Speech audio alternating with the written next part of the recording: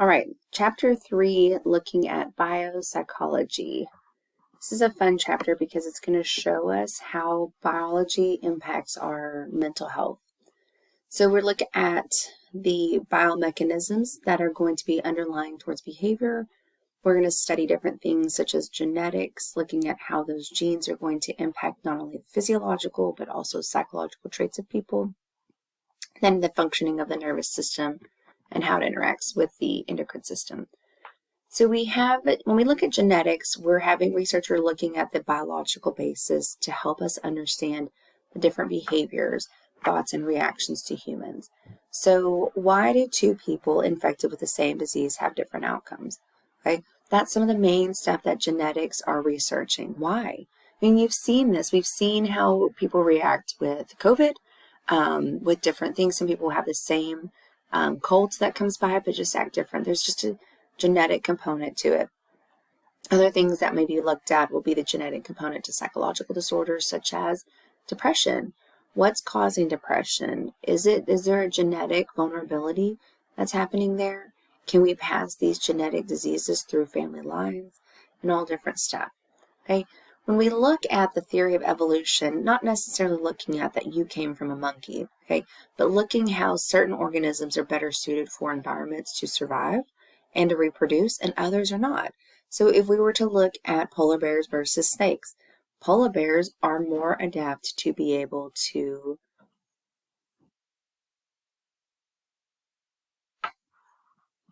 polar bears are going to be more suited to survive in the cold areas, whereas a snake is not. And so that's what we're looking at here when we look at the theory of evolution, how they're going to respond, how they'll be better suited for the environment, a better environment or not. Okay. And so that's some of the stuff that we're looking at, how things adapt, how we adapt. You guys adapt every single day to the situations and the environments that you're in. You may have a difficult boss and you can't really work with them, but you have to have the job, and so you can adapt and overcome your ability to be very verbal whenever it comes to securing your income. Some of this stuff too just talks about the genetic diseases, why if we are only getting better, how can we still have these genetic diseases? And there's several different reasons. This is a genetic condition that sickle cell is a good example because we have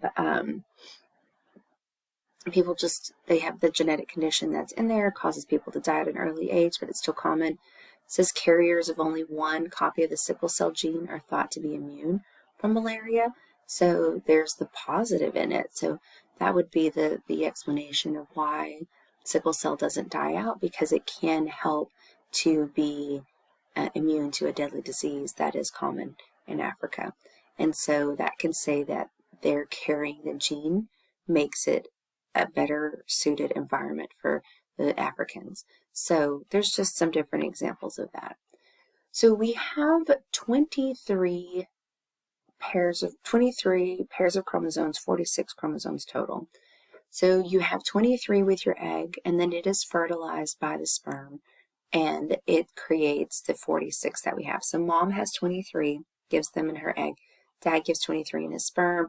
They replicate, they recombine, and we have our 46, which makes up who you are. Okay, on the chromosomes, you have your genetic information known as DNA. Okay, our DNA is all very similar. It's just a different sequence of codes. 99.9% of our DNA is the same. It's the 0.1% that makes us different. So the characteristics, the sequencing of this DNA controls how we look physically. Our eye color, our hair color, all of that. So a gene may have multiple variations on these alleles. So here you're going to look at a chromosome chart, and this is going to show you that the 26 pairs and our 46 total. And here on the 23rd is our sex chromosome. So it helps us to identify whether or not we're looking at a male or female. So the sperm and the egg are going to combine with their 23 each. They produce a zygote, which is a single cell of that's been replicating of the sperm and the egg. And then as it multiplies and it changes, then you're going to have a baby born.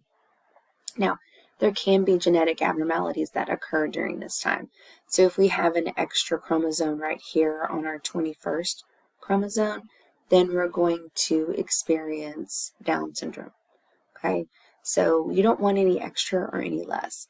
On our 23rd chromosome, if we have a male here and we have 3 X's and only 1 Y, we're going to have an aggressive male. We can have lots of reading disabilities too. Males are going to see a lot more of these because this X is the important side of things. If the X is shorter on this male, so if you look right here, this male would have a part of this X missing, then they don't have the backup, and there you're going to see the disorder within them.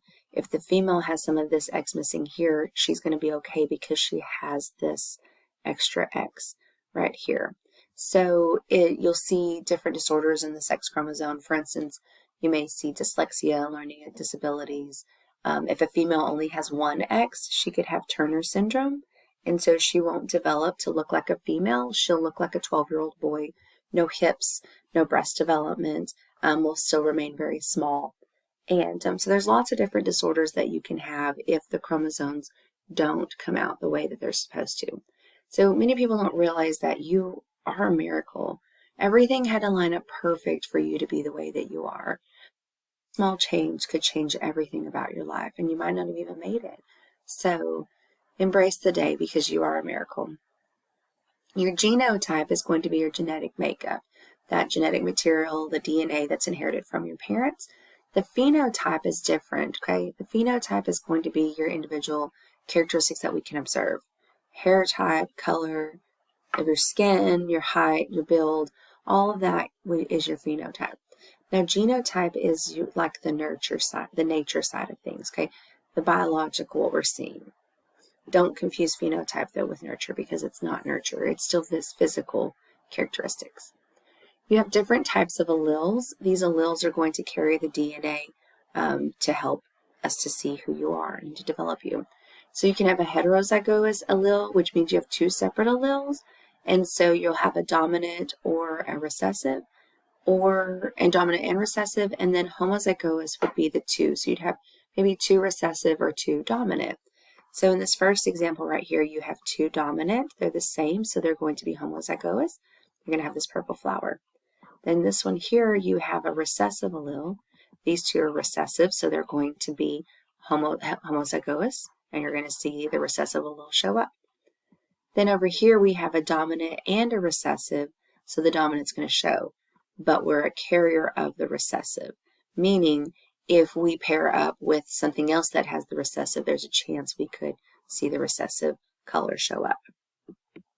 So the same thing with the Punnett square. You guys are probably familiar with this, whether you're still in high school or not, you remember these. So the B would be the dominant, the lowercase b would be the recessive, and if we look at this cleft chin in particular, it is a recessive trait. So here mom's going to pass her dominant B, dad passes his recessive B, and we're going to see no cleft chin, but the child will be a carrier. Here, mom passes her recessive B, dad passes his recessive B, we will have the cleft chin. Then you have here, again, mom passes her B, dad passes his B, the dominant's present, the dominant will show no cleft chin, but again, the child will be a carrier of it. And then again over here, we have this. Now, sometimes mom and dad will have one dominant and 1 recessive each, and so we won't have as many recessive carriers, but it's possible. This also doesn't mean that your 4th baby or your 2nd baby will have the recessive trait, okay? This is just a combination, the chances of having it. So with this particular couple, this would show on this Punnett square a 50% chance of having someone with a cleft chip, and then a 50% chance of being a carrier but not having it exposed. So again here, this is just an example of PKU, which is a disorder that infants can have where they don't digest protein properly. So mom and dad are both going to be carriers of PKU here. So when the dominant allele is present, child will have no PKU and they will not be a carrier. This child will be a carrier but won't have the signs and symptoms. the same with this child, but this child will have PKU. So when these two children go to reproduce, there will be a chance that their child will have a genetic disorder. So for people who don't want to, who have like a lot of genetic disorders within their family and they're worried about reproducing, you can look at a pedigree to see the genetic disorders, and then you can see your chances of having a child with a genetic disorder. So it'd be called genetic counseling. And some people want to do this so they know their chances, and other people, they don't want to know. They just want to have their baby, and what they get, and they're going to be happy with whatever. So then you have nature versus nurture. And we talked about this before, but if you haven't heard it, nature is, are we who we are because of our genetic environment, how we were created, or are we who we are because of the nurturing, that environment that we were raised in? Do I like to eat pizza because we had pizza every Friday night? Or do I like to eat pizza just because I really like the way it tastes? Okay, so there can be several different things, and they're just looking at the interaction of our environment and our genes that make us an individual. So there's lots of different ways we can look at this. The range of reaction is going to assert our genes set the boundaries within what we can operate, and our environment interacts with the genes to determine where in that range we will fall.